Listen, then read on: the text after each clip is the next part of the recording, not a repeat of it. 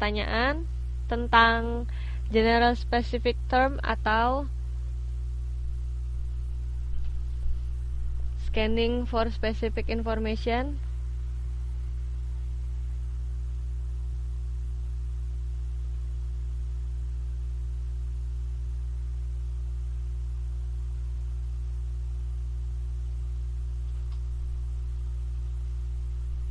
Atau mungkin ada kesulitan dalam mata kuliah yang lain, tapi masih juga tentang bahasa Inggris ya pertanyaannya. Masih belum paham dengan text scanning. Oh, jadi dalam melakukan text scanning itu kita lihat pertanyaan yang sebelumnya dulu ya, supaya lebih gampang. Oke, nih. Misalkan ketika ada pertanyaan, what is the capital of Indonesia? Nah, clue-nya atau kata kuncinya adalah capital of Indonesia. Kemudian ketika kita membaca pertanyaan tersebut, kita langsung menuju kepada teks yang bisa kita lihat secara jelas ada clue-cluenya di situ tersebut. Maksudnya disebutkan, bukan tersebut. Disebutkan di sana. Kan kita di situ tadi melihat di paragraf kedua ada tulisan the capital city Jakarta. Kemudian kita bisa menyebutkan apakah atau yang mana yang menjadi capital of Indonesia, seperti itu.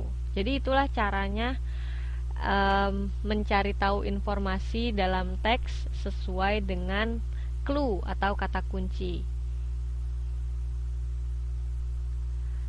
Mbak Yuli bingung karena karena datang terlambat. Oh ya, sebentar ya, nanti di-review ya. Mbak Maslina, kira-kira tentang pertanyaan bagaimana cara scanning sudah jelas, yaitu kita pertama melihat clue dulu. Kata kuncinya dari pertanyaan tersebut apa, kemudian kita cari kata kunci tersebut yang disebutkan dalam teks.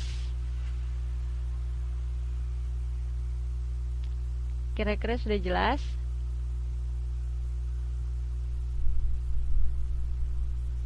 Kalau sudah jelas, saya review dari awal ya. Mungkin ada yang baru datang, belum sempat melihat dari awal, saya review lagi. Iya, benar sekali. Waktu semester 1 dulu pernah ada latihan tentang scanning ya. Jadi, untuk semuanya, pelajaran hari ini adalah tentang scanning for specific information, yang artinya adalah mencari informasi yang jelas dari sebuah kata kunci. Untuk menemukan informasi tersebut, ini bisa tujuan dari mengetahui cara mencari informasi tersebut adalah untuk mengetahui informasi-informasi yang terkandung dalam brosur, dalam teks atau paragraf, dan juga dalam televisi program atau program televisi yang berisikan tentang jadwal-jadwal acara, seperti itu. Nah, yang pertama kita mulai yaitu dari mencari informasi dalam brosur. Jika kita mau mencari informasi tentang lokasi, maka kita harus melihat di sini kira-kira nama lokasinya di mana, kemudian nama acaranya apa, kemudian jam berapa, dan dibuka dari kapan sampai kapan, dan jadwal acaranya apa saja, seperti itu. Contoh pertanyaannya adalah di sini bisa kita lihat atau identifikasikan apakah statement yang di bawah ini adalah benar atau salah. Contohnya kita lihat yang paling singkat, yaitu nomor 4. The locations of the event is in Singapore. Kemudian kita balik lagi ke arah brosur dan mencari apakah benar bahwasanya peristiwa atau eksebisi tersebut diadakan di Singapura. Jawabannya adalah apa, Mbak Yuli? Benar atau salah? Benar, ya seperti itu. Nah, kalau sudah brosur, sekarang yang kedua adalah tentang bagaimana mencari dalam teks. Nah, kuncinya yaitu yang sudah saya jelaskan kepada Mbak Maslina, yaitu kita cari dulu informasi apa yang mau kita cari.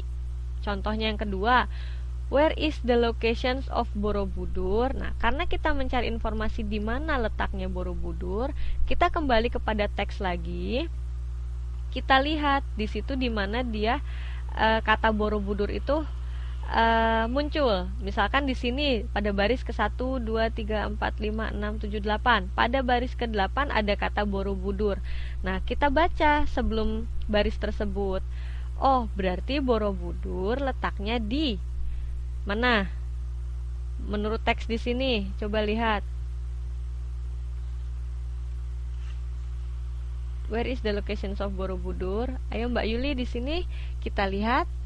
Berarti lokasinya ada di Yogyakarta. Nah, seperti itulah bagaimana kita mencari informasi dari teks. Nah, kemudian yang terakhir yaitu mencari tahu program televisi yang dijadwalkan, sehingga kita mengetahui acara apa yang akan kita saksikan pada jam 7.30 pada hari Sabtu jam 8.30 seperti itu. Misalkan kita mau melihat acara berita atau film atau reality show, kuis seperti itu.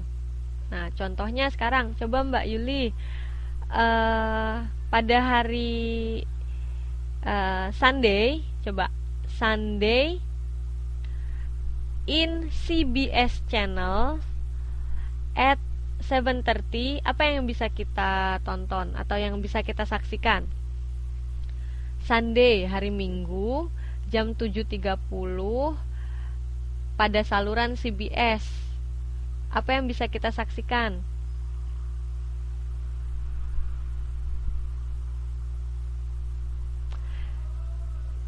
Gentle Band. Ya, mungkin karena tulisannya terlalu kecil ya. It's okay. Seperti itu. Sudah jelas, Mbak, reviewnya? Nanti bisa ikut latihan lebih jelas dari modulnya ya, mengerjakan modulnya yang sebentar lagi mungkin akan sampai dalam 2 atau 3 hari. Sampai di sini ada lagi, masih ada 18 menit untuk sesi pertanyaan atau diskusi, atau mungkin ada sesuatu yang kurang jelas yang ingin ditanyakan berhubungan dengan mata kuliah bahasa Inggris.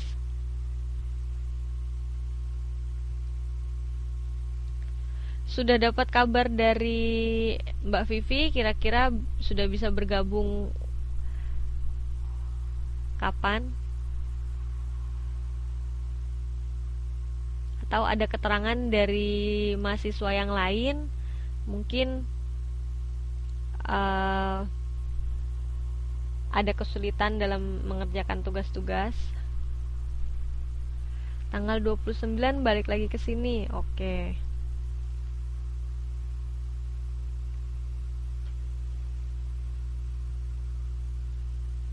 Ya.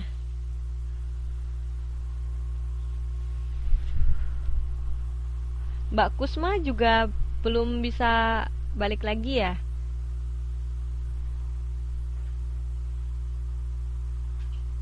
Siapa lagi yang kira-kira masih pulang di Indo?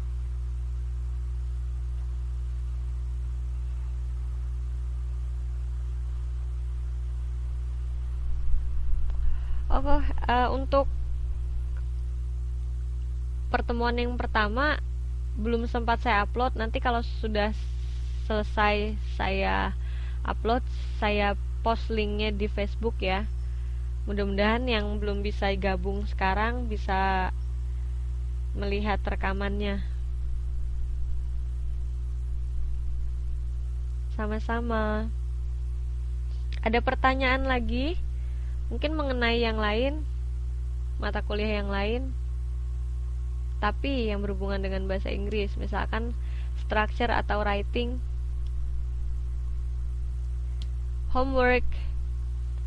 Homeworknya adalah membaca modul. Ketika modulnya sudah sampai, nanti hari Minggu kita ada kuis. Untuk writing susahnya di mana? Ngarangnya. Yang mana yang dikirim lewat email? Maksudnya PPT-nya.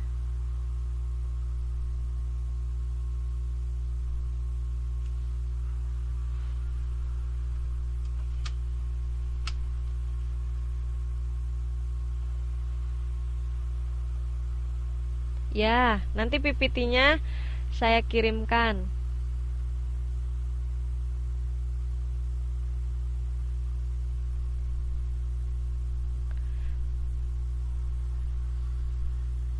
Kalau mengarang, tulis saja dengan kalimat-kalimat yang pendek. Dimulai dari kalimat yang secara umum dulu. Misalkan kalau menceritakan tentang satu benda, ceritakan secara umum. Kemudian nanti penjelasannya pada kalimat kedua dijelaskan secara general. Contohnya, vitamin is good for our health. Kemudian disebutkan di kalimat kedua, apple contains of a lot of vitamin